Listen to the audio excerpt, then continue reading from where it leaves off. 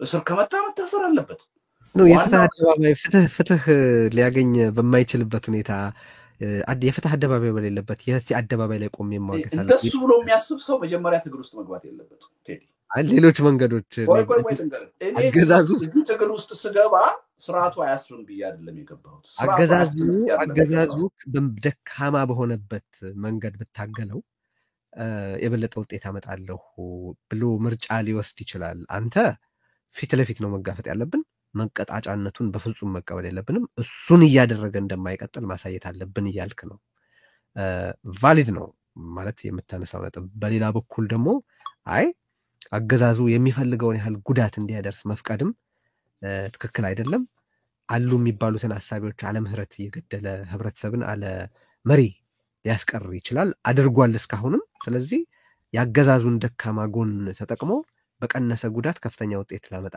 እችላለሁ የሚልም ሊኖር ይችላል ብዬ ነው ወይ ዞሮ ያራያነቱን ጉዳይ ስላነሳ ነው ልክ ነው ቆይ ለምሳሌ መጣሁኝ እኔ እዚህ ነው ያለሁት ለክምና ነው የመጣሁት ካልኩሌት አድርጎ ስርዓቱ ኦኬ የሽብርተኝነት ክስ በመሰረትበት ወደ ሀገር ቤት አይመለስም ወደ ሀገር ቤት ካልተመለሰ ሰላማዊ ትግሉን ሊቀጥል አይችልም እንደዚህ በሚዲያም ቃለ መጠይቅ መስጠት አይችልም ሽብርተኝነት ከተፈረጀ ሚዲያዎቹም ይፈሩታል አይስጡትም ብሎ ካልኩሌት አድርጎ ይሄን ክስ ሲመሰርትብኝ እንዴት ነው በጸጋ መቀበል አትችልም ማለት መቻል አለበት ሪሊ አለበለዚያ ወጥመድ ውስጥ ነው የምንገባው ይቀጥላል በኔ ላይ ዛሬ ያደረገውን በሌላው ላይ ነገ ይቀጥላል እንደዚህ አይነት እኔ ቀላል ነው ያልኩ አይደለም እውነቱን ለመናገር ከባድ እንደሆነ በደንብ እረዳለሁ እንዲህ አይነት ዋጋ ግን መክፈል ካልቻል አንተ በፈለከው መልኩ ያፈንክ ያሰርክ እየገደልክ የምትፈልገውን ነገር ልታደርግ አትችልም ይሄን አልፈቅድልህም ይሄን ላለመፍቀድ ውድ ህይወቴን ሁሉ ለመስጠት ዝግጁ ነኝ ካላል ነው ይሄ ስርዓት ይቀጥላል ተስፋ እንዲቆርጥ ማድረግ እንችላለን ባይ ለዛ ደግሞ ዋናው መሳሪያ ሰላማዊ ትግል በሰላማዊ ትግል በአነስተኛ መስዋዕትነት በአጭር ጊዜ ለጥሩ ውጤት የሚበቃ ውጤት ማምጣት ይቻላል ኢትዮጵያ ውስጥ ሰላማዊ ትግል ፌል ያደረገው ስልቱ አይደለም ሰላማዊ ትግልን እናደርጋለን ያልን ሰዎች ፌል ስላደረግነው ሰላማዊ ትግል ውስጥ እንገባና ስንታሰር መስራት አይቻልም ብለን ትግል እናቆማለን ሰዎች ሲገደሉ የሚገል ስርዓት ካለማ ብለን ወደ ውጭ እንሰደዳለን ይሄ መጀመሪያውኑ ስርዓቱን አላወቅነው ማለት ነው ትግሉ የሚጠይቀውን ዋጋ አላወቅነው ማለት ነው እኔ እዚህ ትግል ውስጥ ስኖር እንደምታሰር አውቄ ነው አንድ ወቅት ላይ ህይወቴን እንደማጣ አውቄ ነው በእያንዳንዱ ቀን ዝግጁ ነኝ ወታደር ነኝ በየዕለቱ ሞት አጠገቤ እንዳለ ቆጥሬ ነው የኖርኩት 31 አመት በዚህ ትግል ውስጥ ስለዚህ ሞት እንደሚመጣ ካልተዘጋጀን መታሰር እንደሚመጣ ካልተዘጋጀን አስቀድመን ካላወቅን ሰላማዊ ትግሉ የሚጠይቀውን መስዋዕትነት አላወቅንም ማለት ነው የሥርዓቱን ባህሪ አስቀድመን አላወቅንም ማለት ነው ለዛ እኮ ነው ቴዲ አንዳንዶቹ ሰላማዊ ትግል ውስጥ ይገቡና አንድ ስር ሲገጥማቸው ኮላፕስ ያደርጋል በዚህ መልኩ የትም የሚደርስ ትግል የለም እሺ እስቲ አንዳልኩት ያ ሚሮብሻውን ድምጽ ማጥፋውና አንዴና ለመጨረሻ ጊዜ ተከታታዮቻችን እየደወሉ ጥያቄ እንዲጠይቁ እናደርጋለን አሁን እንግዲህ ካሁን ጀምሮ ለአቶ ልደቱ የተወሰኑ ጥያቄዎች እንድታቀርቡለት እድሉን ካፍተናል ባካችሁ አንደኛ አጀንዳው ላይ እናተኩር ዛሬ የምንነጋገርበት ጉዳይ ላይ እናተኩር ሁለተኛ አስተያየት ከሆነ በጣም ይጠር ጥያቄዎቹ ደግሞ ከሁለት ባይበልጡ በጣም እንመክራለን ማለት ወዳለሁና አሁን እስቲ ተከታታዮቻችን በቀጥታ ጥያቄ እንዲጠይቁ ለማድረግ እንጀምራለን አምሹር ይሰማሃል ብዬ ነው ማስበው እዚህ ሰው ለማስገባት እንሞክር እሺ ይሰማል ጤና ይስጥልኝ ማን ልበል ሄሎ እሺ ይሰማናል ማንም በል ልደቱ ይሰማል አይደለ ይሰማል እሺ ሄኖክ ነኝ ከሜሪላንድ አካባቢ እሺ በመጀመሪያ ቴሪ በጣም እናመሰግናለን ፕሮግራምን እንከታተላለን በጣም አድናቂ ነኝ ማለት ፈልጋለሁ ጋሽ ልደቱም እንዲሁ በጣም ሰው በሚሰጠው ክብር ልክ ነው የሚንቀሳቀሱ በፖለቲካው ዘርፍና ምስጋናዬን ለማድረስ እወዳለሁ። ቀጥሎ ወደ ጥያቄ ሳልፍ ወደ ጥያቄ የሚመሩኝና አንዳንድ ሁነቶች ላስታውስና በአጠር አድርጌ ሁለት ነው ጥያቄ። የትግራይ ጦርነት ከመጀመሩ በፊት 3-4 ወራት ማለት ነው እጅግ ብዙ ሁነቶች የተፈጠሩበት ነው። የገንዘብ መቀየር፣ ድምፃዊ ሃጫሉ መገደል፣ ዘር ተኮር ጭፍጨፋዎች በብዙ አካባቢ የነበሩበት የፖለቲከኞች ሬቶሪክ ይሄ የቃላት ልውውጥ አይተነው በማናውቀው ልክ ያደገበት ጊዜ ነበርና እርሱ ያንን ወቅት በእስር እንደነበሩ አስታውሳለሁ። ግን ባይታሰሩ ኖሮ ያው የሚቀይሩት የጸደቀ የመንግስት ውሳኔ ይኖራል ብዬ ባላስብም ሚዛናዊ አመለካከት ያላቸው ሰዎች በማብዛት ረገድ ግን ድርሻውን መወጣት ይችሉ ነበር ብዬ አስባለሁ እና ጥያቄ መሄዶ አሁን ላይ በአገር ውስጥም ውጭም ሊፈጠር በሚችል ጉዳይ ላይ ድምፁ እንዳይሰማ አስተዋጽኦ ማድረግ አይሆንም ወይ የሚል ነው የመጀመሪያው። እሺ፣ ሁለተኛው ጥያቄ አሁንም አንድ ሁነት ላስታውስ። ጠቅላይ ሚኒስትሩ አንድ ማላስታውሰው መድረክ ላይ ሲናገሩ የሰማሁት አንዳንድ ጋዜጠኞች እና ፖለቲከኞች ሲሳደቡ የሚውሉት አስረናቸው በመታሰር ውስጥ ዝናና ተደማጭነት ለማግኘት ነው፣ ጀግና ለመምሰል ነው ሲሉ ሰምቻለሁ። ያው በእርግጥ እርሶን እንዲህ ባለው አምቢሽን ያው እንዲህ ካለው አምቢሽን ነፃ እንደሆነ አምናለሁ። ምክንያቱም ዝናው እና ተደማጭነቱ ከዛ በላይ እንደሆነ ስለማውቅ ማለት ነው። ግን ደግሞ በዚህ አውድ ሊቀርብ ለሚችል ናሬቲቭ ወይ ትርክት ከወዲሁ የሚሉት ነገር ካለ ቢነግሩን ለማለት ፈልጌ። ምክንያቱም እሺ ገብቶኛል። ሁለቱም ጥያቄዎች አንስቷቸዋል፣ ግን በጣም ባጭሩ ሀሳብ እንዲሰጥበት እናደርጋለን። በተቻለ መጠን በውይይታችን ውስጥ ያላነሳናቸውን ነገሮች ብትጠይቁ የበለጠ ትረዱናላችሁ። ጥቂት ነገር እንጨምር፣ ሌሎች እንዲደውሉ እናድርግ። እሺ፣ ሄሎ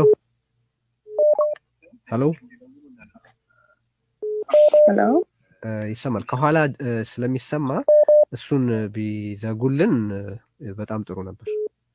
እሺ ቴዲ አመሰግናለሁ። እንደምን አላችሁ? አለን። እሺ አቶ ልደቱም እንደምን ዋልክ? እሺ እኔ እንኳን ጥያቄ አይደለም፣ ግን አቶ ልደቱ እንደው ያው እናቱም አሉት እንግዲህ ባለፈው በታሰረ ጊዜ አይተናልና ለእናቱስ ለምን ሰቀቀን ይሆናል? የራሱን ብቻ ማየት የለበትም? ለእናቱስ ማሰብ የለበትም ወይ ለማለት ፈልጌ ነው። እሺ እናመሰግናለን። እነዚህን ትመልስ ወይስ ሌላ እንጨምርለት? ምን ትላለህ? ኦኬ ያው ይቻላል። እሺ ቀጥል። እንትን ሄኖክ ያቀረበው ያው ቅድም ካንተ ጋር ባደረግነው ውይይት የተመለሰ ይመስለኛል። ምንም ጥርጥር የለውም አንድ ሰው ሲታሰር የሚያጎለው ነገር ይኖራል። ያ ተፈርቶ ግን ያው ቅድም ያልኩትን ነገር ማድረግ አይቻልም። እኔ በሌለሁበት ስርዓቱ በሽብርተኝነት ከሶ በሌለው መረጃ ያው ከሌለው ይፈረዳል። ተፈርዶ ከዛ በኋላ ኢትዮጵያ ተመልሼ መግባት የማልችልበት ሁኔታ እንዲፈጠር ያሰበውን ነገር ዝም ብዬ መፍቀድ አይችልም እና ጉዳት የለውም ብዬ አይደለም። መታሰር ብዙ እንደሚያጎላ አውቃለሁ። በግሌም ለትግሉ በዛ መልኩ ቢረዳው ጥሩ ነው እንጂ እኔ እንደው ምንም ጉዳት የለውም እያልኩ አይደለም። ይሄ ዝና ፍለጋ የሚባለው ነገር እንደው የሚያሳዝን ሆኖ ሲጠቀስ እሰማለሁ። አንዳንድ ሰው እንደዛ አድርጎ የሚያስባል። እኔ ኦልሬዲ ዝና የሚባለውን ነገር አይቼው አልፌያለሁ፣ ዋጋም ከፍዬበታለሁ። በ97 ምርጫ ምናልባት በእኔ መጠን ማንዴላ ተብሎ የተዘፈነለት የተሞካሸ ሰው ያለ አይመስለኝም። በየሄድኩበት ቀላል የማይባል የህዝብ ድጋፍ ነው የነበረኝ። በዛው መጠን ደግሞ ከዛ ከፍታ ላይ ደግሞ በከፍተኛ በተቀረባበረ ያልባልታ ዘመቻ ደግሞ ዘመቻ ተካሂዶብኝ 75 ሚሊዮን ህዝብ ጋራ ደግሞ እንድጣላ ተደርጌያለሁ። ህዝብ እንደ ወንጀለኛ፣ እንደ ኃጢያተኛ፣ እንደ ካዲ በሚቆጥረኝ አገር ውስጥ ያን ሁኔታ ተጋፍጬ የኖርኩ ሰው ነኝ እና አሁን ያን ሁሉ ሂደት ያሳለፈ ሰው ዝና ፍለጋ እንዲህ አይነት ነገር ያደርጋል ብዬ አላምንም። እና መቼም እንደዚህ ተብሎ አይባልም፣ ግን አንዳንድ ጊዜ አዝናለሁ። እንዴት አድርገን ነው መሪ የምንፈጥረው፣ ሰው የምንፈጥረው? ሁሉን ነገር በእንዲህ አይነት ቅንነት በጎደለ ሁኔታ እያየን ጠያቄን ማለት አይደለም ሌሎች ሰዎች የሚያነሱት ነገር ስላለ ነው ልክ ተራ የፖለቲካ ፍላጎት ኖሮኝ ይሄን እንደማደርግ አድርገው የሚያቀርቡ ሰዎች አሉ እኔ እውነቱን ለመናገር በኢትዮጵያ የፖለቲካ ሁኔታ የፖፑሊስት አስተሳሰብ ቢኖር ይኖር መቼውንም ጊዜ ቢሆን በህዝብ ውስጥ ሄሮ የሚያደርገኝን አመለካከትና አቋም አውቀዋለሁ ጠንቅቄ ነው የማውቀው በአንድ ሳምንት ውስጥ ከፍተኛ የሆነ ተቀባይነት ላገኝ የሚችልበትን አስተሳሰብ መንዛት ይችላል ግን አይጠቅም የትም አያደርስም እኔ ማምነው ህዝብ የማይወደውንም ጭምር የሚጠቅመው ከሆነ ለሀገር የሚጠቅም ከሆነ ሐሳብ አንስቶ በዛ ምክንያት የሚመጣውን ዋጋ መጋፈጥና መክፈል እኔ ማምነው እንጂ ተገቢ ያልሆነ ስሜት ኮርኳሪ የሆነ ነገር ሰርቶ ወይም ተናግሮ ተገቢ ያልሆነ የህዝብ ተቀባይነት ማግኘት በጣም አብዝቼ የምጠየፈው ነገር ነው ሰዎች ሲያደርጉትን በጣም ጠይፈዋል በእውነት እንደዛ ማለት ጠይፍ ቢሆን ኖሮ ኢትዮጵያ ውስጥ ያራመድኳቸውን አብዛኛዎቹን አቋሞችን ላራመድ አልችልም ነበር የትግራይ ጦርነት ልቃወም አልችልም ነበር እና በዛ ደረጃ ወንድሜ ቢያየው ነው እህቴ ያነሳችው ጥያቄ አለ እውነቱን ለመናገር አሁን በፊትም አሁንም እስር ቤት ስገባ የሚከብደኝ ነገር የእስር ቤቱ አስቸጋሪነት አይደለም ለኔ እኔ ራሴን ካሰርኩት ራሴን ከገደልኩት ብዙ አመታት አልፈዋል ለትግሉ አሳልፌ የሰጠው ሰው ግን እስር ቤት ስገባ በጣም የሚከብደኝ ነገር የዘመዶቼ ችግር ነው የጓደኞቼ ችግር ነው የሚከብደኝ እሱ ነው ያ ባይኖር በጣም ደስተኛ ነው እስር ቤት ማሳልፈው እሱ ከባድ ነገር ነው ግን እንግዲህ ከነሱ ስለተፈጠሩ አለመታደል ነው ባይኖሩ ደስ ይለኝ ነበር anyway ማለት እንዲህ ባንተ ምክንያት ባይቸገሩ ተወድ ነበር ማለት ነው አሁን ላይ ሞኝ እኔ ስለኔ ስራ አይደለም ማስበው ስለኔ የሚጨነቁ ሰዎች ምን ያህል እንደሚታመሙ አውቃለሁ የሚከብደኝ እሱ ነው ለዚህ ነው ማንም ሰው ይሄን ቢረዳልኝ ዘመዶች ጓደኞች ያመንክበትን እናከብራለን ጠንከር ከጎንና ቀጥል ቢሉኝ ነው የምመርጠው እሺ አሁን ስሜታዊ በጣም የሚያደርግ የጉዳይ ነው ምንም ጥያቄ የለውምና በጥያቄዎቻችን እንቀጥል እሺ አሁን ይሰማል ሄሎ ይሰማል እሺ ቀጥል ስምህን ተናገርና አቶ ልደቱ ይከታተልሃል በቀጥታ ቀጥል እሺ ቴዲ እንደነ አቶ ልደቱ እንደምን አለ ናትናኤል ብርሃኔ ይባላለሁ ሪዮታዊ ነኝ ጥያቄዎችን እንግዲህ ቶሎ ጠይቄ ለሌሎቹ ለእንግዶቹ እለቃለሁኝ የመጀመሪያው ጥያቄ እንደምታውቀው ስምህን ለማጥፋት በተለይ ከኮንስቲቹዌንሶች ለመለየት ብዙ መንገድ ያመቻችላቸዋል ያንተ ወደዛ መሄድ ብለው ብዙ የሚያስቡ ሰዎች አሉ እንደምታውቀው የሀገራችን ፖለቲካ በኮንስፒረሲ ቲዮሪ በሴራ የተሞላ ነገር ነው እና አንዳንድ ጊዜ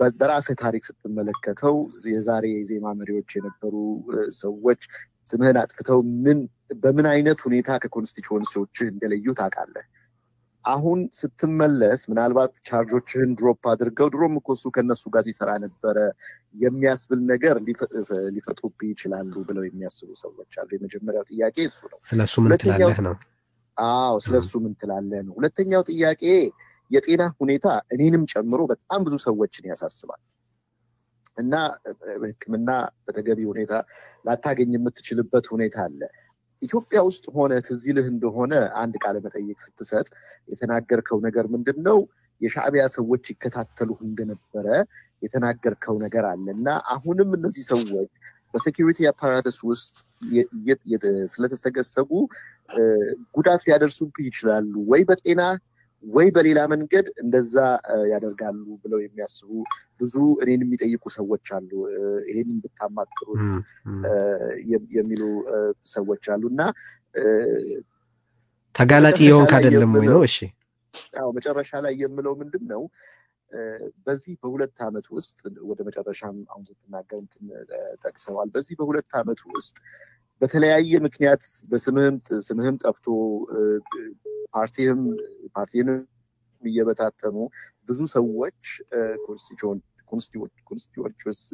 ኮንስቲቹዌንቶች እንዲለዩ አድርገዋል። አሁን በዚህ ሁለት ዓመት ውስጥ ብዙዎቹን መልሰህ አግኝተሃል እንደኔ ግምት እና አካሄድህን አንደግፍም የሚሉ የነበሩ ሰዎች ጽንስ የሚሰጡ የነበሩ ሰዎች ከጦርነቱ በኋላ ያንተን የፖለቲካ መስመር ትክክል መሆኑን አምነናል፣ ለካ ልደቱ ትክክል ነበረ ብለው የሚያስቡ ሰዎች አሁን ኢትዮጵያ ሄደህ እነዚህ ሰዎች ቢያስሩ እና ቢያንገላቱ እነሱን ተስፋ ማስቆረጥ አይሆንም ወይ ብዬ እነዚህን ጥያቄዎች ልጠይቅ እፈልጋለሁ። በጣም ይቅርታ። አመሰግናለሁ። ምንም ችግር የለም። እነዚህን ጥያቄዎች የያዛቸው ተከታታዮቻችንን ደግሞ ትንሽ አንድ የተወሰኑ ጥያቄዎችን እናካትና እያስካቸው እንደሆነ ስለ አሰብኩኝ እነሱን ጥቂት እናስተናግድ። ሄሎ ኦኬ ይሰማል? ይሰማል። እሺ ይሰማል። እናንተ ጋር እኛ ጋር ይሰማል። ማን ልበል? ጆን ይባላል። እሺ ቀጥል ጆን። አይ ቲንክ ሌላ መስመር። እሺ ቴንክ ዩ ቴዲዬ፣ በጣም አመሰግናለሁ። ጆኒ ነኝ ከጀርመን ነው የምደውለው። እሺ ቀጥል። እሺ ከኋላ ሬዲዮ ስለተከፈተ ነው እየተናገርክ ያለው። እሱን ለጊዜው ብትዘጋለን ችግር የለም። አው ጀስት እሱኛውን አጥፋውና እኛን ስማን በስልክ። እሺ በጣም ጥሩ። ምንድነው ለምፈልገው አሁን ትንሽ አቶ ልደቱ ኢሞሽናል ስላደረገኝ ነው። ምክንያቱም እኔ በውስጤ የነበረው እሱ ስለነበር ነው። ምክንያቱም ለቤተሰብና ለወዳጅ ይከብዳል። እሱም ደግሞ እሱ እንደሚከብደው አውቃለሁ። ከኢትዮጵያ ከመውጣቱ ከአንድ ቀን ያው ኦልሞስት ወደ ኤርፖርት እየሄደ በሆነ አጋጣሚ ልደቱን ከዚህ በፊት አላውቀውም።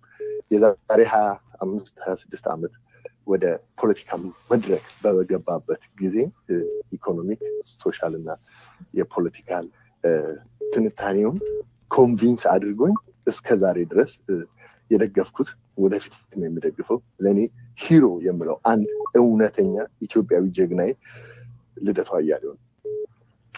ምንድነው አሁን ተመለስና አትመለስ የሚል ድፍረት አይኖረኝም። ይሄን ለማለት የሚያበቃ እንትን I wouldn't dare to say that።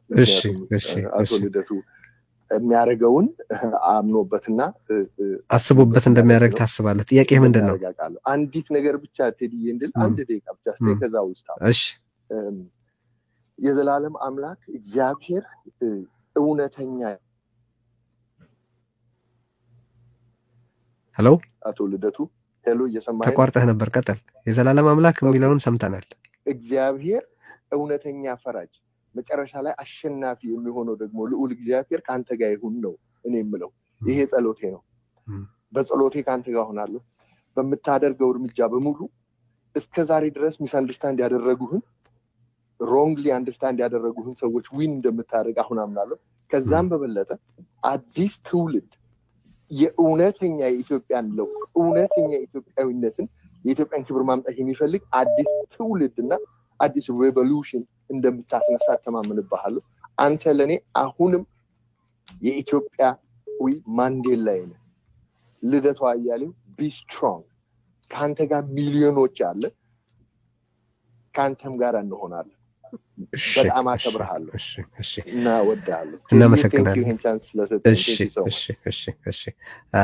ጥያቄ ስለተጠየቀ ሌላም ሰው እንደዚሁ እናስተናግድና ሄሎ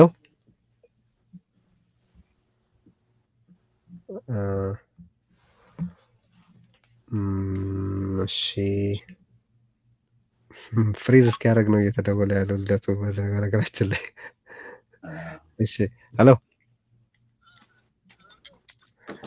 ሰላም፣ ማንም በል። ይሰማል? ይሰማል። ማንም በል። ስሜ ቶፊቅ ይባላል የምደውለው ከሚኒሶታ ነው አንድ ጥያቄ አለኝ እሺ ለልደቱ ምንድነው መሰለኝ የኔ ጥያቄ ባጭሩ ልደቱን በጣም አክባሪው ነኝና ለምሳሌ አንዳንድ ጊዜ የምትሄድበት ሀገር አንዳንዴ ህግ የሚከበርበት ሀገር እንዳልሆነ ታውቃለህና እንዴት ማለት ራስን አብይ ማለት አንድ ወረበላ ወንበዴ ሰው ነውና ሀገር ህግ ቢኖር ኖሮ በህግ ዳኛለሁ ብለህ ትሄዳለህ ግን አሁን ይሄ ምንድነው I don't know እኔ ትንሽ ያልገባኝ ነገር አብይ የሚመራት ሀገር ላይ ምን አይነት ህግ ይከበራል ተብሎ ነው ደፍረ የምትሄደው ነው የኔ ጥያቄ እሺ ጥያቄውን መልሶታል በስፋት ግን ያነሳዋል አመሰግናለሁ ወደ ሌላ ጥያቄ እንሻገር ሄሎ ሄሎ ሄሎ መስመር ላይ ያሉ ተከታታዮችን ይቀጥሉ ሄሎ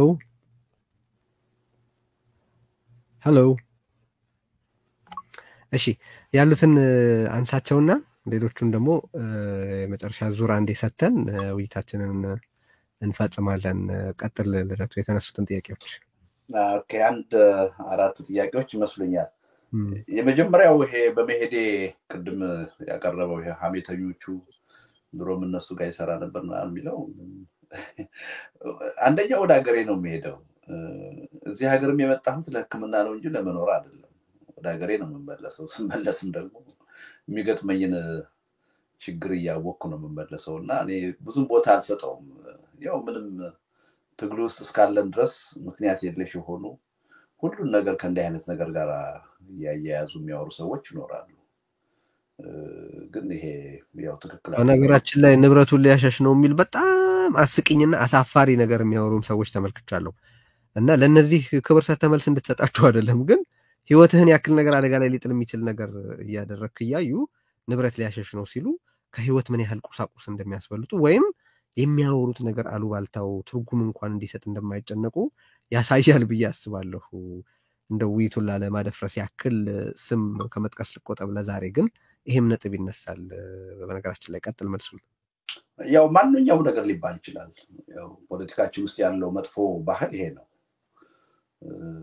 ያው ለኔ አዲስ ነገር አይደለም ወደ 100 ምናምን አይነት አሉባልታ ተወርቶብኛል የመዘገብኩት ብቻ ማለት ነው ከዛ ውስጥ ግን ተሳስቶ አንዱም እውነት አይደለም እስካሁን ግን ተስፋ አይቆርጡም አሁንም ተመሳሳይ ነገር ነው የሚያወሩት በዚህ ሁኔታ እንኳን ጤና ላይ ችግር ሆኜ አሁን ስር እንደሚጠብቀኝ ያወቅኩ ወደ ሀገሬ ለመሄድ ስወስን አሉባልታ የሚያወሩ ሰዎች መኖራቸው የሚገርም ነው ምን ያህል ፖለቲካችን ብዙ ስራ የሚጠይቅ የባህል ለውጥ የሚያስፈልገው ከባድ እንደሆነ ነው የሚያሳየው የሁሉ ጣጣ ውስጥ ችግር ውስጥ የገባ ነው እንደዛ አይነት ጤናማ ያልሆነ አስተሳሰብ ስላለ ነው እና እኔ ብዙም አልጨነቅም እንደዛ ብለው ለሚያስቡ ሰዎች ማለት ነው የፈለገው ነገር ሊወራ ይችላል ሰራውን አውቃለሁ የኔ ማንነት የሚወሰነው እኔ በመናገረው እኔ በመሰራው ነገር ነው ሰዎች ስለኔ በሚያወሩት አይደለም ሰዎች ስለኔ በሚያወሩት ቢሆን ኖሮ እስካሁንም አልኖርም ነበር ሌላ ቦታ ነው እና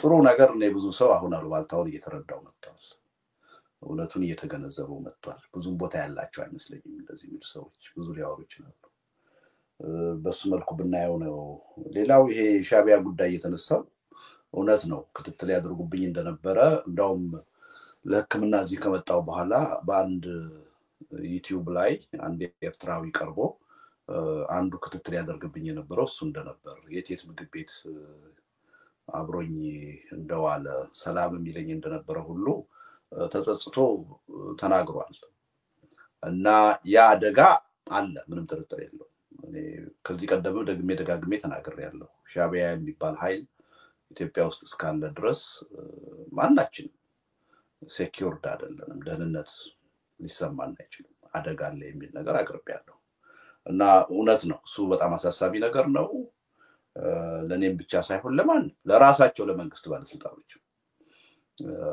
አደጋ ነው ስለዚህ እሱን የለም ልል አልችልም አንዱ ከምሰጋው ነገር ጥቃት ሊመጣ የሚችለው ከዛ ኃይል ነው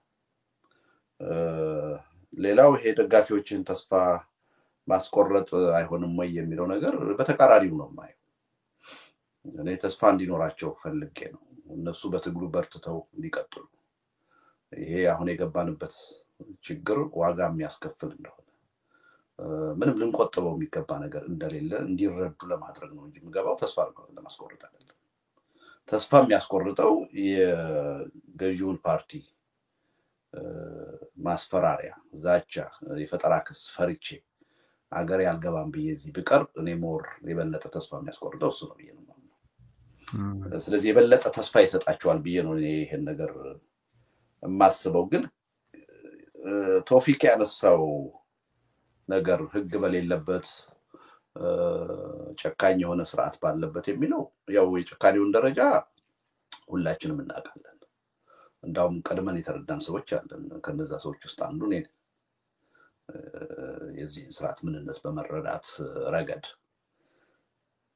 ግን ምንድነው ያው ቀደም ብየዋለሁ ትግሉ ያስፈልገው መራራ የሆነው መስዋዕትነት የሚያስፈልገው እንደህን ስርዓት ስላለ የዚህ አይነት ስርዓት ባይኖር ኖሮ ትግሉ ማያስፈልግም ነበር ያው የምርጫ ውድድር ነው የሚያስፈልገው እዚህ ሀገር እንደሚደረገው በየ5 አመቱ አንድ ጊዜ ለምርጫ እየተወዳደር እንመረጣለን ወይም ደግሞ ከኦፊስ ውጪ ይሆናል አሁን የሚያስፈልገው ኢትዮጵያ ውስጥ ትግል ነው ያውም የመረረ ትግል መታሰርን መታፈንን መገደልን የሚጠይቅ ህይወት ማጣትን የሚጠይቅ ትግል ነው ስለዚህ እንደዛ አይነት ትግል እንዲኖር ያስገደደን እንድናደርግ ያስገደደን ስርዓቱ ቅድም ቶፊክ ባልከው መልኩ ለህግ የማይገዛ ራሱን ከህግ በላይ አድርጎ የሚያይ ለስልጣኑ የበላይነት ሲል ማንኛውንም የጭካኔ እርምጃ የሚወስድ መሆን ነው ግን ህዝቡ ማወቅ ያለበት ነገር ይሄ አደጋ ለኛ ብቻ ይመጣ አይደለም ዛሬ አክቲቪስቶቹ ላይ ጋዜጠኞቹ ላይ የፖለቲካ መሪዎቹ ላይ እየደረሰ ያለው ችግር እንደውም የተሻለ ነው ባይነኝ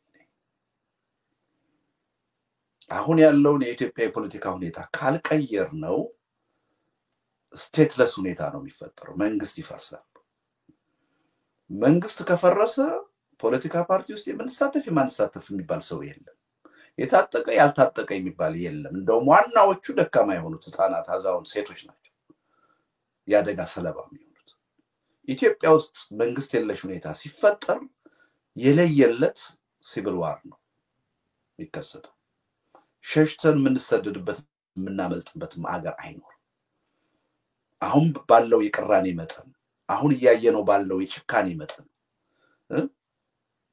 ዓለምን ምናልባት ዓለም አይቶት የማያውቀው አይነት እልቂትና ጭፍጨፋ ውስጥ ነው የምንገባው ያኔ ማንም ዋስትና አይኖረው ኢትዮጵያ ውስጥ ድሃ ይሁን ሀብታም ይሁን የተማረ ይሁን ያልተማረ ይሁን ባለስልጣን ይሁን ተቃዋሚ ይሁን ሁሉም የዛ ጥቃት ሰለባ ነው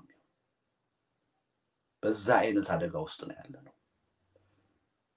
ዛሬ ጥቂቶች ልንሆን እንችላለን ዋጋ እየከፈልን ያለነው ይሄን ህዝቡ መረዳት ካልቻለ እያንዳንዱ ቤተሰብ እያንዳንዱ ዜጋ ያ አደጋ አፍጥጦ ይመጣበት አሁን ያለው የፖለቲካ ሁኔታ ካልተቀየረ በተለይም ያቺ አገር ከዶክተር አብይ አህመድ እጅ ካልወጣች በማንኛውም ሰዓትና ዕለት ወደዛ አይነቱ አደጋ ነው የምትገባው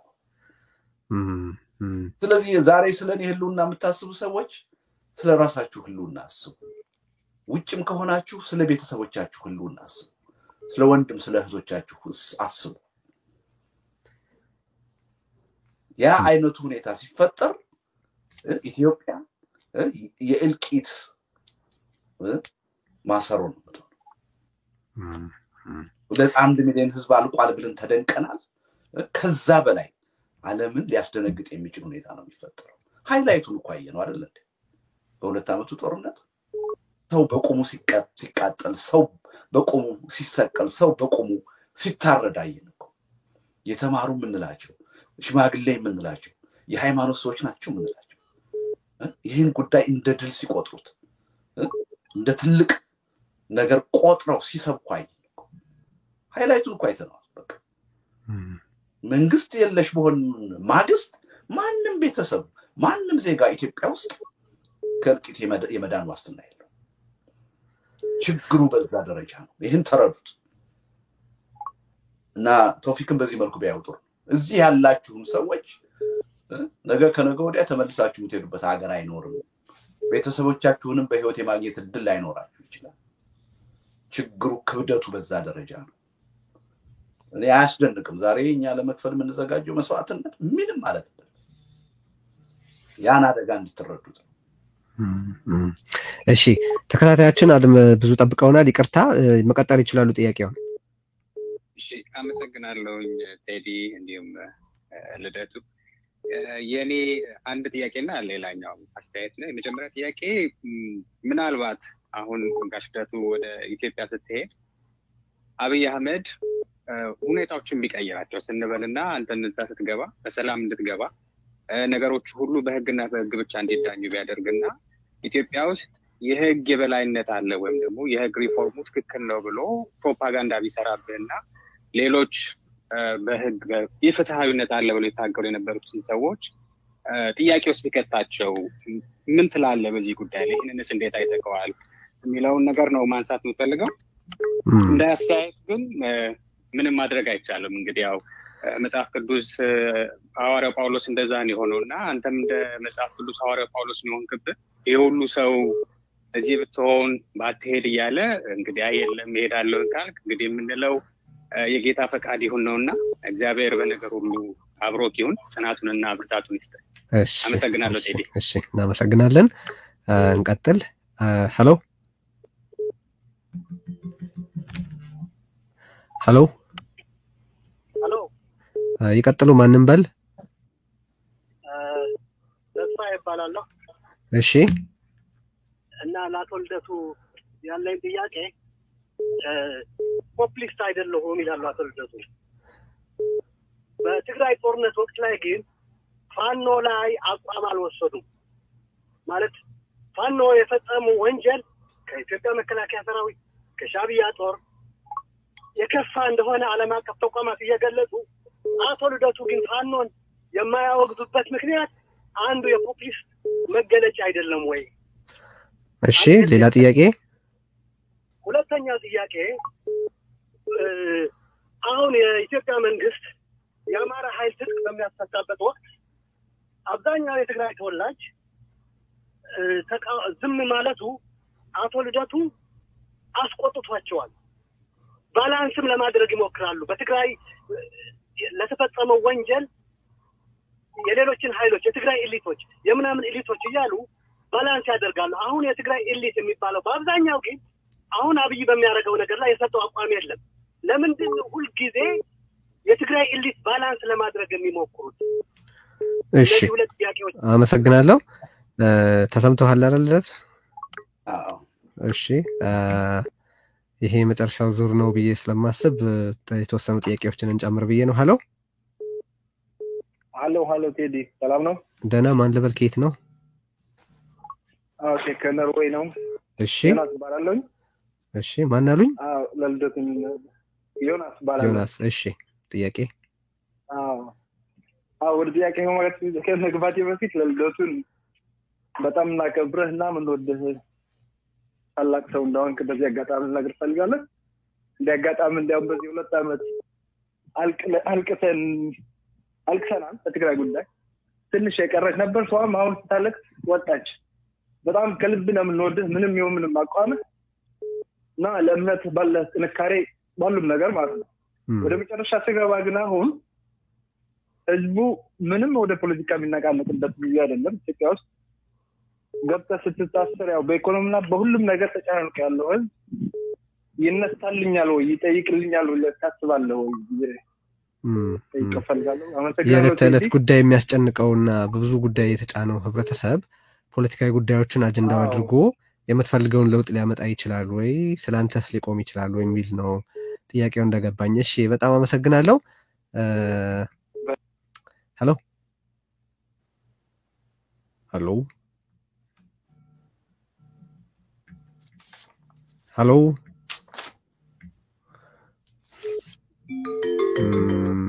ሄሎ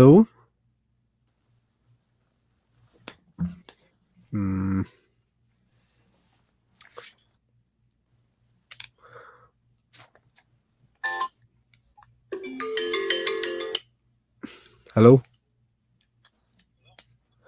ይቀጥሉ። ቴዲ እንዴት ነህ? ደህና። ማን ልበል? ሄኖክ ነኝ። አቶ ልደቱ ማግኘት እችላለሁ? እየሰማህ ነው? እሺ አንድ አስተያየት ነበረኝ። እሺ አጭር ይሁን ጥያቄ ነው በጣም የምናበረታታው ግን ቀጥል። ኦኬ በቅድሚያ አቶ ልደቱን ማመስገን እፈልጋለሁ። ስለ እውነት ለኢትዮጵያ ሕዝብ የከፈልከው ነገር ቀላል የሚባል ነገር አይደለምና ስላደረክልን ነገር ሁላ ስለ እውነት በእግዚአብሔር ስም ነው የማመሰግነው። እንደ አስተያየት ግን እንደዚህ አይነት ሰው ገዳይ የሆነ መንግስት የሆነ ስርዓትን በዲሞክራሲ በእንደዚህ አይነት መንገድ እታገለዋለሁ ብሎ መሄድ ትንሽ አይከብድም ወይ? ሰው እንዴት ከእንደዚህ አይነት ጭራቅ ገዳይ ከሆነ መንግስት ጋር ፍትህ ይኖራል ብሎ ሊታገል ይሄዳል? ይሄ ትንሽ ለኔ ከበደኝ። ስለ እውነት ለአቶ ልደቱ ከጤናቸው አኳያ የምመኘው አይነት ነገር አይደለም። ሌላ ጥያቄ ያለዎት? ማመስገን ብቻ ነው። እሺ እናመሰግናለን። ይሄንን ጥያቄ ብዙ አንስተዋል። ስለዚህ ከፈለክ ለጊዜ ቁጠባ ስትል ልትለው ትችላለህ። ብዙ ስላነሳንበት ዛሬ ያወራነው በአመዛኙ እሱም ስለሆነ። ሄሎ ማንም በል። ፍጹም ነኝ ከኦሃዮ። እሺ እንዴት ነህ? አለው ቴዲ። አንድ ጥያቄ ነው ያለችኝ፣ አጭር ጥያቄ። እሺ ጥያቄው የሰላማዊ ትግል አስገዳጅ ሁኔታዎች አይቀይሩትም ወይ? ሰላማዊ ትግል እስከመቼ የሚለው ልደቱ ሀሳቡን እንዲሰጥበት ፈልጌ ነው። በጣም ጥሩ ተቀብሏል። ሄሎ ማንም በል። ጤና ይስጥልኝ። ይሰማል? ማንም በል። ኢሳያስ እባላለሁ ቴዲ ከቨርጂኒያ። እሺ ኢሳያስ ጥያቄህን ቀጥል። እሺ ቴንኪው። መኪና እየነዳሁ ስለሆነ መጀመሪያ ይቅርታ ድምፁ የሚያስተጋባ ከሆነ። እሺ መኪና እየነዳህ በስልክ ባታወራ ነበር ጥሩ፣ ግን በጣም አሳጠረሽ። አጭር በጣም እና ያው በጣም መጀመሪያ ልደቱን ላመሰግነው እወዳለሁ። ትንሽ ቫይቡ ትንሽ ሀዘን አስመሰለው ሰው እኛ ጋር ትንሽ ኢሞሽናል ሆኖ ነው ሰው የሚያወራውና እኔ ግን አፖዚት ነው ማድነቅ ነው የምፈልገው። ከኢትዮጵያ ሲመጣ ነበር ማዘን የነበረብን ትግሉን ትቶ እንጂ ወደ ኢትዮጵያ ለትግል ሲሄድ he's born to do it። ለዛ ነው የተፈጠረው ልደቱ እና ምንም ማዘን አያስፈልግም። ትክክለኛ እርምጃ ነው የወሰደው። ሁላችንም እዚህም ይሁን እዛ የሚደርስበትን ነገር ከማስተጋባት እንደሌለብን ከዚሁ መናገር ፈልጋለሁ። ግድላክ ለዋለውና አንድ ጥያቄ ደግሞ ካስተያየቱ የትግል ዘዴውን መቀየር አስቧል ወይ? ለምሳሌ ቅድም ተወርቷል አክቹአሊ ይሄ ስለ ኢንፎርሜሽን ቴክኖሎጂ ሶሻል ሚዲያ ላይ ምናምን ሩቅ ሳንሄድ የኢራኑ ምናምን ሳናወራ የነጃዋርም መከተል ይቻላል አዌርነስ ለመፍጠር። ግን እኔ የምለው ልደቱ እንደው በተደጋጋሚ የሚናገረው ነገር አለ። ዝናም አልፈልግም ይላል፣ ስልጣንም አልፈልግም ይላል። ግን ከውስጥ ሆኖ መታገልም እኮ አለ። ድሮም እሱም ያውቀዋል፣ ሞክሮት ነበር። ፓርላማ ሆኖ ጠንካራ ጥያቄዎችን እየጠየቀ እንደነ መራራ ጉደና እንደራሱ እንደነ ማነው ረሷቸው ድሮ ሲታገሉ የነበሩት ቢታገል ትልቅ ለውጥ ነው የሚያመጣው ኢትዮጵያ ውስጥ። ስለዚህ እስካሁን ከሚከተለው የተለየ ሰላማዊ ትግልን መተግበሪያ መንገድ አግኝቷል ወይ? ኤግዛክትሊ የኢንድ ጎል የልደቱ ምንድነው? የትግል ኢንድ ጎሉ ምንድነው? አዌርነስ መፍጠር ነው ህዝቡ ላይ ወይስ ምንድነው? እሺ መጨረሻው ይሄንን ነው ማለት ፈልገው። አመሰግናለሁ። እሺ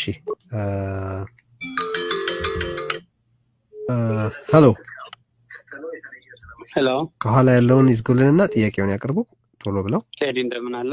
እግዚአብሔር ይመስገን። ማንም በል። ዳዊት እባላለሁ። እሺ ዳዊት። እሺ ያ ለአቶ ልደቱ ያለኝ ጥያቄ አንተን የምናውቅህ በኢትዮጵያ ፖለቲካ ላይ በረጅም ጊዜ ኢትዮጵያዊ የሆነ አስተሳሰቦችን ስታራምድ ነው።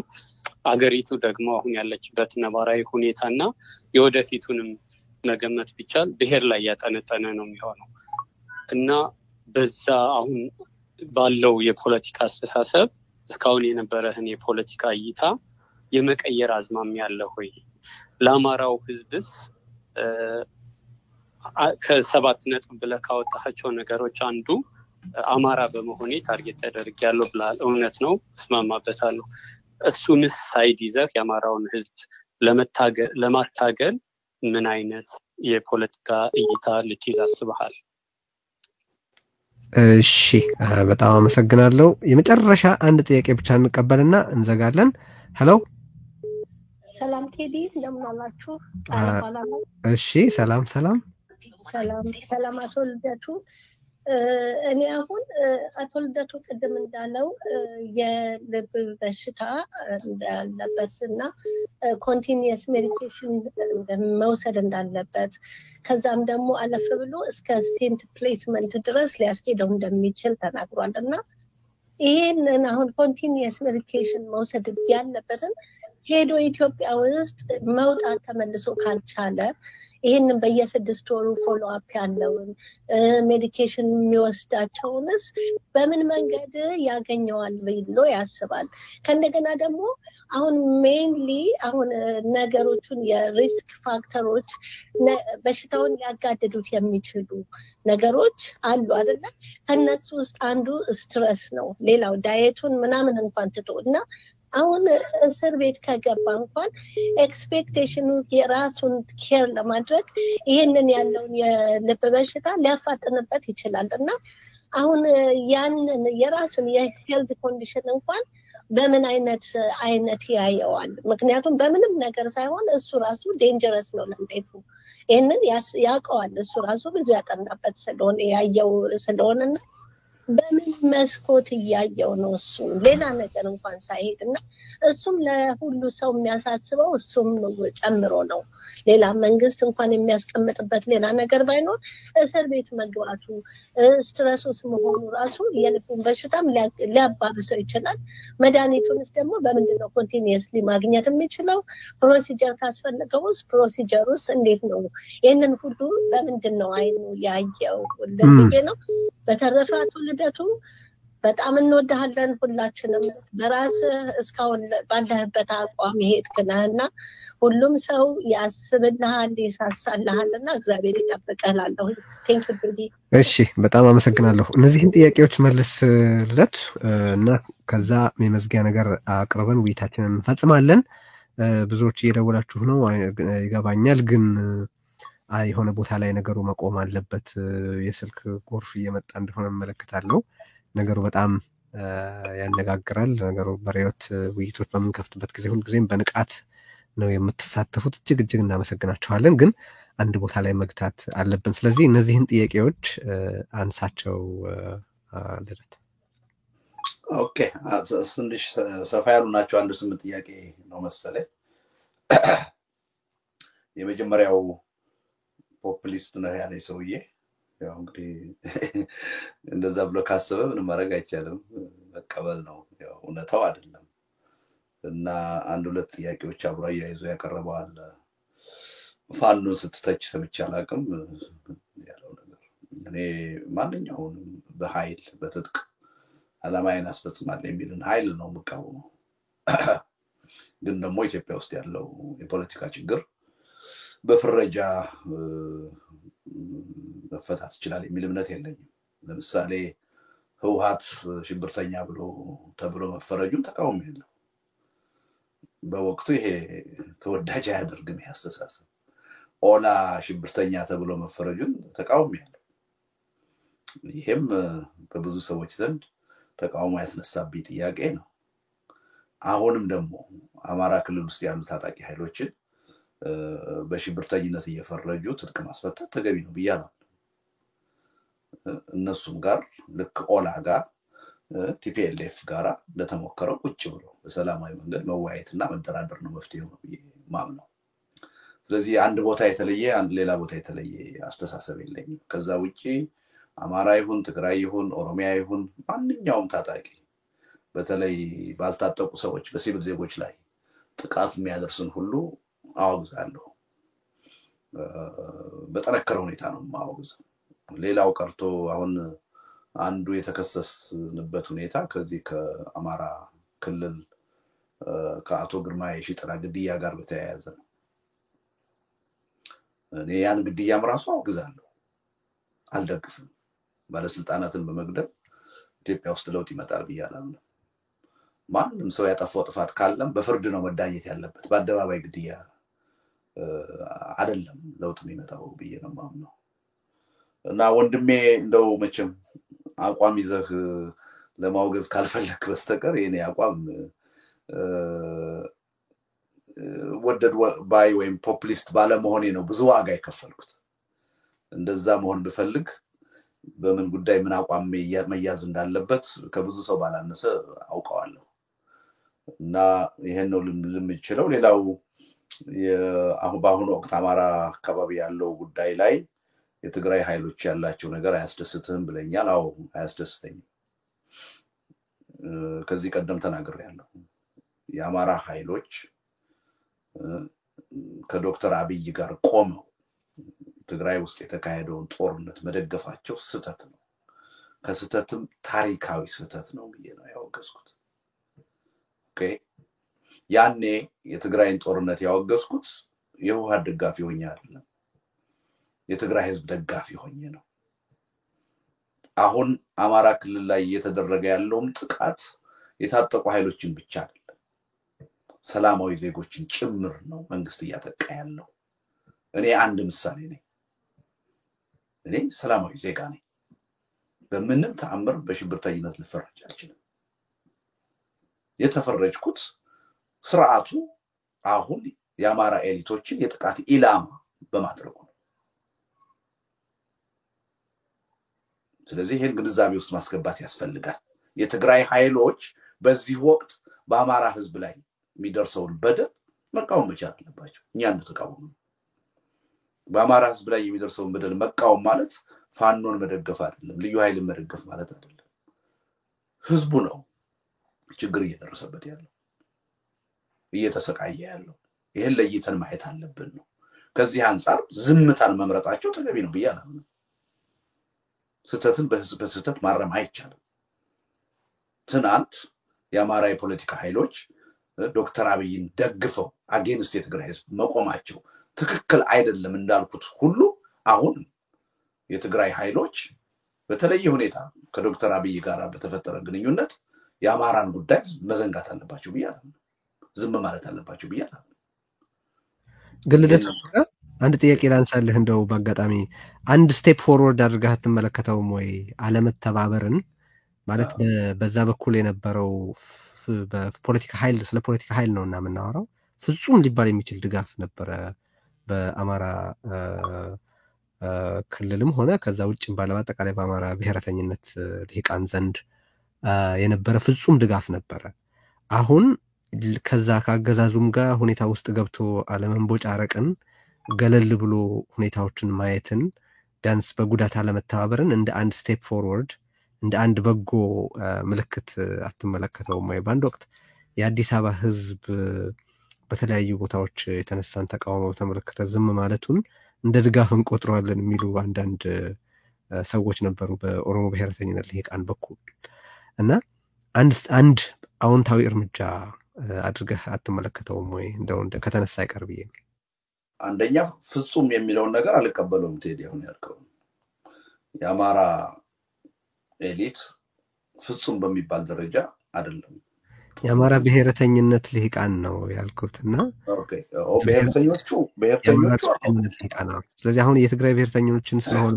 እያነሳ ያለው ኮሱን ልመጣ ነው ፍጹም ሲባል እንደዛ አይነት መልእክት እንዳያስተላልፍ ብዬ ነው እኔ እስከሚገባይ ድረስ የአማራ ኤሊት በዛን ወቅት አብዛኛው ተቃዋሚ ነበር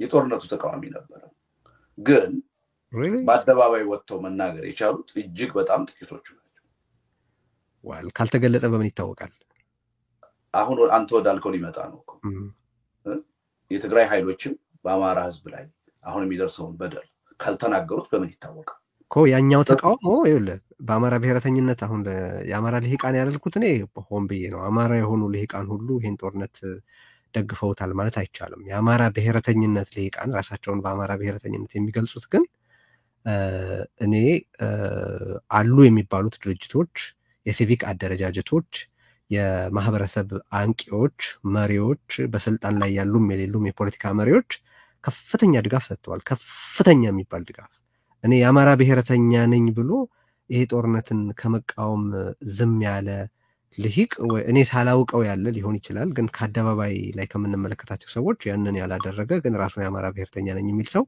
ማግኘት የሚቻል አይመስለኝምና በአንጻሩ ግን በዚህ ጋር አትሊስት ዝምታውን ጦርነቱ ከቆመ አሁን በጣም ጥቂት ወራት ናቸው የተቆጠሩትና ዝም ማለት መምረጥን በጎ አንድ ወደፊት እርምጃ የተሟላ አይደለም ግን በጎ እርምጃ አድርገን ማየት አንችልም ወይ ማለት ፈልጌ ሁሉ ነገር አንጻራዊ ነው ከመደገፍ ዝም ማለት ይመረጣል ጥርጥር የለውም ግን ዝም ማለት በቂ ነው ብያለሁ አሁን ለምሳሌ ብዙ ጓደኞች አሉኝ አማራዎች የትግራይ ጦርነትን የሚቃወሙ ማለት ነው ግን በአደባባይ ደፍረው አይናገሩ ስህተት ነው ብዬ ነው የማምነው እንደዚህ አይነትም የተዛባ መልእክት ለትግራይ ህዝብ ሄደው ልክ የአማራ ህዝብ በብዛት ወይም ሁሉ ጦርነቱን እንደደገፈ ተደርጎ የታየው ሰው ስለማይናገር ደፍረው በውስጡ እምነቱን ይዞ አስተሳሰቡን ይዞ አልገለጸውም እኔ ባለ ግንኙነት ግን በሐቅ ነው መመሰክረው እኔ አሁን የቅርብ የምላቸው የአማራ ተወላጅ ሆኑ ከ30 የማያንሱ ጓደኞች አሉ አንዳቸውም የትግራይ ጦርነትን ደግፈው አልቆሙ ይቃወሙ ነበር ከነሱ ውስጥ ግን እኔ ወጥቼ ተመቃወም ይቻላል ብንችል መቃወም አለብን ብዬ ነው ማምነው ምክንያቱም በዛ ደረጃ ካልተናገር አይታወቅም አንተ እንዳልከው ለምንድን ነው ዝም የሚለው የትግራይ ኤሊት አሁን በህዝቡ ላይ የሚደረገውን ነገር ዝም ማለት አያስፈልግም መቃወም ያስፈልጋል ትክክል አይደል እንደሱ ብለን እኮ እኛም ዝም ብንኖረው ተመሳሳይ ስተት ነው በመጀመሪያም በትግራይ ጉዳይ ዝም ያሉት ሰዎች ተሳስተዋል ብዬ ነው ማለት ዛሬ ነው ጥቃቱ መጣ አማራ ህዝብ ላይ ዛሬ አሁን በደንብ መውቀስ ይቻልም ነበር የሞራል የበላይነት ይዞ ያልተቻለው በብቃት ሰው ወጥቶ በመቃወሙ ነው ያስጠት ነው መወገዝ አለበት ትግራይም ውስጥ ያሉ አሁን የፖለቲካ ኃይሎች አማራ ህዝብ ላይ የሚደረገውን ነገር ለይተው ማየት አለባቸው ያ ሁሉ ነጋዴ የሥርዓቱ ደጋፊ ሆኖ ጦርነቱን የደገፈ ነበር ማለት አይደለም ተገደው እንደማንኛውም ሰው ገንዘብ ሊያዋጡ ይችላሉ ለጦርነቱ ከጥቂቶቹ በስተቀር ግን አብዛኛዎቹ በፍጹም የፖለቲካም ተሳትፎ ያላቸው አይደሉም አሁን ግን የሥርዓቱ ሰለባ ነው የሆኑት አማራ ክልል ውስጥ አሁን በየቀኑ የሚሞተው ምን የሚለው ታጣቂ ሥርዓቱ ቀጥሮት ደሞዝ እየከፈለው የነበረ የተደራጀው የዛ አካል የሚሆነው ትግራይ ለመውጋት አይደለም ሜቢ ላለፈ አንዳንዱ 10 ዓመት አንዳንዱ 15 ዓመት አንዳንዱ 20 ዓመት ልዩ ኃይል ሆኖ ይኖር ታጣቂ ሆኖ ይኖር ሁሉንም በጅምላ ያን ጦርነት ይደግፋል ማለት አይደለም አሁን ችግሩ ግን ሲፈጠር ህዝቡ ላይ ነው በዋናነት ችግር እየተፈጠረ ያለው አዲስ አበባ እንዳይገባ ተብሎ እኮ በር የተዘጋበት ፋኖ አይደለም ልዩ ኃይል አይደለም ህዝቡ እኮ ነው በኤትኒክ ፕሮፋይል ቤቱ የሚፈርስበት እኮ ፋኖ አይደለም ህዝቡ እኮ ነው ቅድም ብያለሁ እኛን ሳይቀር የሰላም ጠበቃ የሆነ ሰዎች ጦርነትን ያወገዝን ሰዎች ሽብርተኝነትን የምንቃወም ሰዎች ለምንድን ነው ሰለባ የሆነው የጥቃቱ ዙርኛ ስለሆነ ነው እና እኔ ከልቤ ነው ማምነበት በደል ደርሶበት ሌሎች ሰዎች አልጮህልኝም ብሎ የተቆጨ ኃይል ሌላ በደል ሲደርስ ስተቱ በስተት አይደለም መታረም ያለበት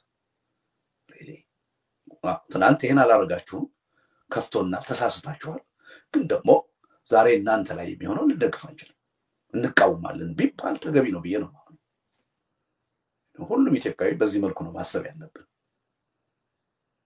እንጂ እዚህ ላይ የሪዮትን እንደው ከዚሁ ጋር ስለሚገናኝ ሳይሆን አጋጣሚውን ልጠቀም ብዬ ነው በእርግጠኝነት ከዚህ ቀደምም ተከታትለዋል አብይ አህመድ ራሱ ዳግም የህግ ማስከበር ብሎ ሲያረጋው የህግ ማስከበርን ሚሊዮን ሐረግ በአብይ አህመድ መዝገበ ቃላት መረዳት ያስፈልጋል ያም የዘር ፍጅት ነውና ይሄንን በጣም ማውገዝ ያስፈልጋል እጅግ አደገኛ ነገር ነው የሚል አቋም አስተጋብተናል አሁንም እሱን ማንሳት ፈልጋለሁ እንዳልኩት ከቅድሙ በመቀጠል ሳይሆን አጋጣሚውን እንደሌላ ጥሩ አጋጣሚ ስለቆጠርኩት ብቻ ነውና ይሄ ትግራይ ሄዶ የገደለና የደፈረ ሰራዊት አማራ ክልል ገብቶ ስርዓት ይዛል ወይም ህግ ያከብራል ሊባል አይችልም እንደዛ ትግራይ ዳግም ብሎ ያውም ሳያፍር እኮ ነው የህግ ማስከበር ብሎ ያረጋው ነገር ምን ያህል ውድመት እንዳስከተለ እየታየ ዳግም የህግ ማስከበር ዘመቻ ብሎ ሲጀምር በቃ ሌላ እልቂት ሊመጣ እንደሆነ በጣም ግልጽ ይመስለኛል እና ይሄንን አምርሮ መቃወም ይገባል። ይሄንን ስናደርግ ቆይተናል እና ሌሎችም ይሄንን ቢያደርጉ አክሮስ ዘ ቦርድ ለመናገር አንድ ማህበረሰብ ብቻ ሳይሆን በኢትዮጵያ በትግራይ የሆነውን በኦሮሚያ የሆነውን ያየ ማንም ሰው በአማራ ክልል አሁን የሚደረገውን ነገር መደገፍ የለበትም የሚል አቋም ነው ማንጸባረቅ የምንፈልገው እና ስላነሳኸው እንደው በአጋጣሚ እውነት ነው፣ ተገቢ ነው ቴዲ፣ እውነት ነው። ኦኬ ቀጥሎ የሰውየውን የመጀመሪያውን የጨረስኩ መሰለኝ። ሌላው ህዝቡ ይቆረቆርልኛል ይነሳልኛል ብለህ ታስባለህ ወይ የሚለው እኔ ምንም እንደዛ አይነት አልጠብቅምም፣ እንዲነሳም ፍላጎት የለኝም። ብዙ ጊዜ እስር ቤት ስገባ ለትግል አጋሮቼ ሁልጊዜ የምለው አሁን እኔ ረስታችሁ ትኩረታችሁን ትግሉ ላይ አድርጉ ነው። የኢትዮጵያ የፖለቲካ ትግል አንዱ ችግር ሁልጊዜ ሰዎች ሲታሰሩ እስረኛ የማስፈታት ትግል ነው የሚሆነው፣ ዋናው ትግል ይረሳል። ስለዚህ እኔ አሁን እስር ቤት ከገባሁ ለእኔ እንዲጮህልኝ አይደለም የምፈልገው፣ ሰዎች ስለ እኔ እንዲታገሉ አይደለም የምፈልገው፣ ሌላ ትልቅ አጀንዳ አለ፣ እዛ ላይ እንዲያተኩሩ ነው። እኔም የምደሰተው በዛ ነገር ትግሉ ተጠናክሮ ውጤት ቢያመጣ ነው እና ብዙም የምጠብቀውም የምፈልገውም ነገር አይደለም። እንደዛ አይነቱን ነገር አልጠብቅም ማለት ነው። ግን ሞመንተም አይፈጥርም እንዴ? አንተን ማስፈታት የግለሰብ ነፃ ማውጣት አንድ ተግባራዊ ምልክት አድርጎ ሰው ቢመለከተው ስህተት ነው ወይ? መጥፎ ነው እያልኩ አይደለም እኮ። አይ ማለት አትጭው ስትል በቃ እንትን ኳሊፋይ ማድረግህን እረዳለሁ፣ ለዛ አይደለም የማደርገው ማለት ነው። ግን ወደ እንትና ፍሪ ለተዋያሌ ወደሚል ነገሮች እንዲወርዱ ጭምር አገዛዝ እንደዛ ስለሚያደርግ ነው እያልክ ያለው። ግን ነገሩስ ደግሞ በራሱ ችግር አለው ወይ? ደሞስ አርአያነትህን ከምታሳይባቸው መንገዶች አንዱ ቅድም ስለጠቀስከው ነው። እስር ቤት ገብተህ መጽሐፍ ካልቻልክ ምን ካልቻልክ ያገዛዙን ክፋት መግለጥ የምትችልበት አንድ መንገድ ሆኖ ጥቅም ላይ ሊውል ይችላል የሚል ነገር አንስተን ስለነበር ከዛም ጋር እንዲስማማ ነው። ችግር ያለው ሆኖ አይደለም፣ ተገቢም ነው። በብዙ አገሮች ትግልም የመሪዎች ሚና የመሪዎች ራሱ አጀንዳ መሆን ውጤት እንደሚያመጣ አይተናል። ማንዴላ ትልቅ የትግል ሴንተር ነበር። ስሙ በዓለም ደረጃ ቀላል የማይባል አንድምታ ነው የነበረው። ግን እኛ ሀገር ያለው ሁኔታ ምንድን ነው? ሁሉን ነገር እንተውና ዋናው ትኩረታችን እስረኛ ማስፈታት ይሆናል እና ሌላው ትልቁ አጀንዳ የሚረሳበት የሚዘነጋበት ሁኔታ አያለው እና እሱ ትክክል አይመስለኝም። እና በተለይ አሁን ዲያስፖራ ላይ የሚደረገውን ትግል ሳይ ብዙ ጊዜ ሰዎች ሲታሰሩ ነው ወደ አደባባይ ተወጥቶ ሰልፍ የሚደረገው። እነዛ ሰዎች ለላቀ ዓላማ ነው የሚታሰሩት። ስለዚህ ዋናው ታማኝ መሆን ያለብን፣ የበለጠ ትኩረት መስጠት ያለብን ለዓላማው ነው፣ ሰዎቹ ለታሰሩለት ዓላማ ነው። ግን ደግሞ እግር መንገዱን ለሰዎቹ እውቅና ተሰጥቶ ትግል ቢደረግ መጥፎ ነው እያልኩ አይደለም፣ አይጠቅምም እያልኩ አይደለም። በዛ መልኩ ብናየው ጥሩ ነው። ያኛው እንትን ያው ይሄ መንግስት በጣም ጭራቅ መንግስት ነው ያለው ነው የሚለው ቅድም ስለመለስኩት አልመለስበትም። ሌላ ጥያቄ ሰላማዊ ትግል እስከመቼ የሚለው ጥሩ ጥያቄ ነው። እኔ ሰላማዊ ትግል በአንድ ሀገር እስከመቼ ነው መካሄድ ያለበት የሚለው አጠር ባለ መልኩ ለመግለጽ የሀገሪቱ ህግ ሰላማዊ ትግልን የሚፈቅድ እስከሆነ ድረስ በሰላም መሰብሰብን፣ በሰላም ሐሳብ መግለጽን፣ በሰላም ሰላማዊ ሰልፍ ማድረግን፣ የሥራ ማቆም አድማ ማድረግን የሚፈቅድ ከሆነ፣ የምርጫ ፖለቲካ የሚፈቅድ ከሆነ፣ የመልቲ ፓርቲ ሲስተም የሚፈቅድ ከሆነ በተግባርን ባይኖር ሰነዱ ላይ እስካልተሰረዘ ድረስ ሰላማዊ ትግል መቀጠል አለበት ነው። በደርግ ጊዜ እንደነበረው ወይም አሁን ኤርትራ ላይ እንዳለው አይነት ሁኔታ ከተፈጠረ አማራጭ መሆን እድል ይዘጋል። ያ እስካልተዘጋ ድረስ ግን ሰላማዊ ትግል መቼውንም ጊዜ ቢሆን መቀጠል አለበት ነው። አናምንበትም፣ በቃ ይህን ማድረግ አትችሉም ተብሎ ከህጉ እስካልተፋቀ ድረስ ሰላማዊ ትግል መደረግ አለበት ነው ማለት። ነገር ግን ከዛም በመለስ ሌሎች አማራጮችን ማህበረሰብ ወይም ህዝብ ሊያይ የሚገደድበት ሁኔታ ይኖራል። ለምሳሌ አሁን ኢትዮጵያ ውስጥ ያለውን ተጨባጭ ሁኔታ መንግስት የዜጎችን በሰላም የመኖር ዋስትና ያስጠብቃል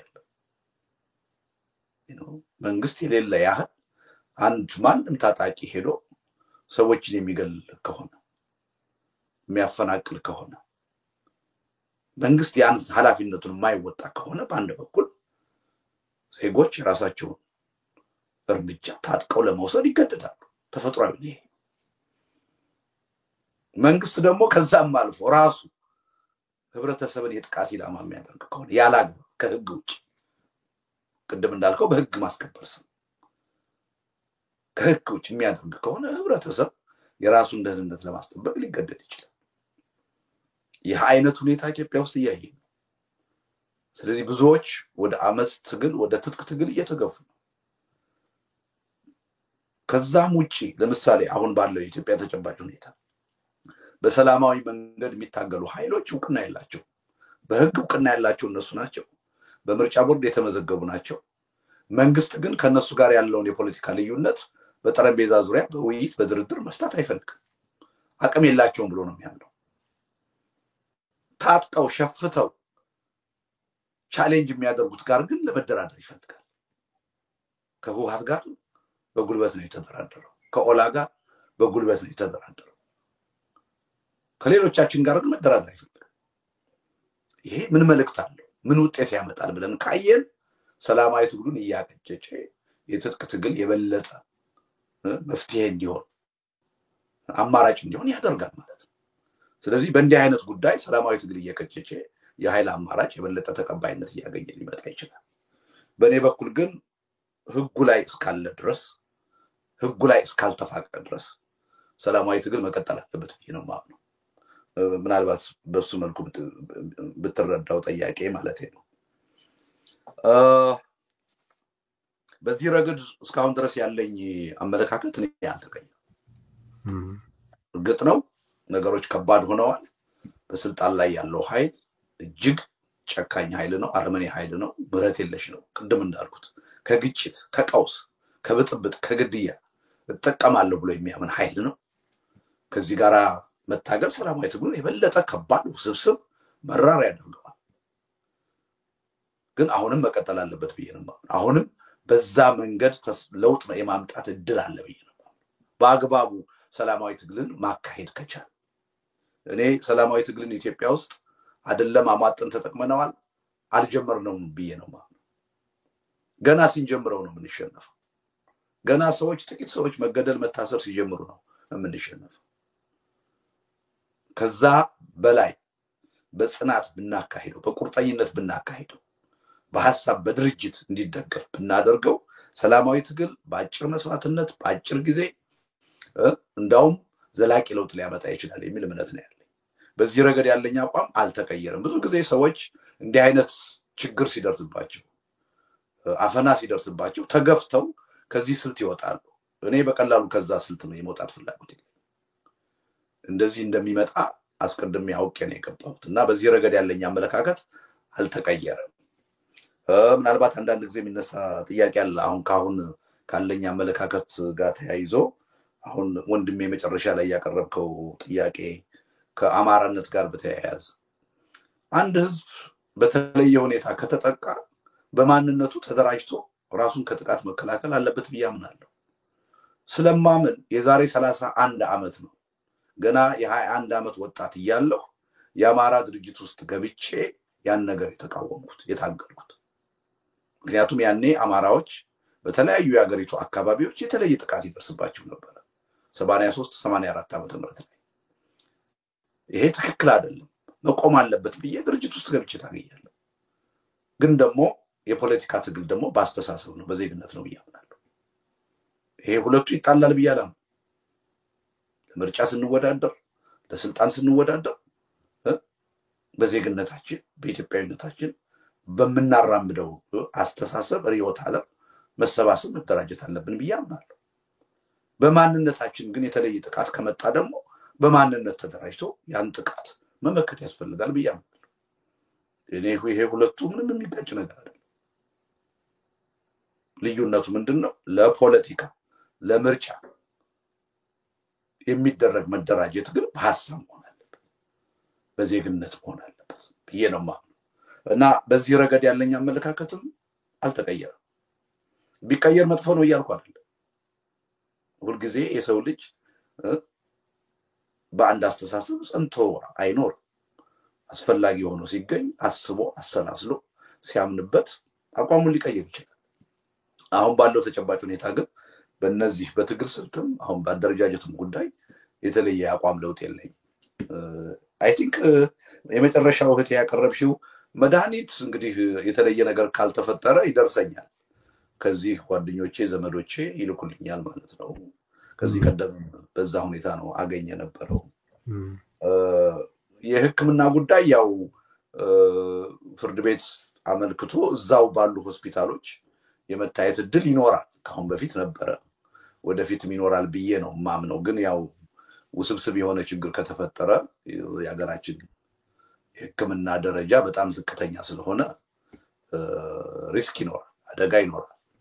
እንግዲህ እሱን መውሰድ ነው፣ ለእግዚአብሔር አሳልፎ መስጠት ነው። አመሰግናለሁ ቴዲ። በጣም አመሰግናለሁ። እንግዲህ ከየአይነቱ የሰዎችን ሐሳብ የሰዎችን ይቅርታ ድምጼ ትንሽ ተዘጋና